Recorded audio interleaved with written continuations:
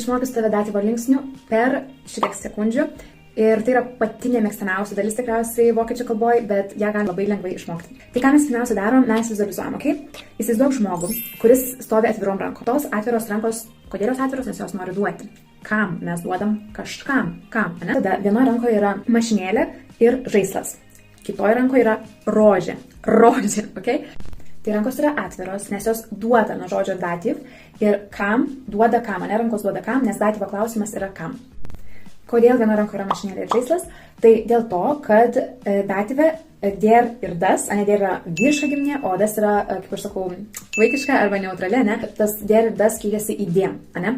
Tai dėl to vaikas ir mašinėlė yra viena rankoje, nes jie abudu keitėsi į diem, kam. O rožė yra, mes moterim nedovanom, tai labai moteriškas dalykas, tai prasideda R raidė. Tai ką tai reiškia, kad di, moteriška giminė, keitėsi į der.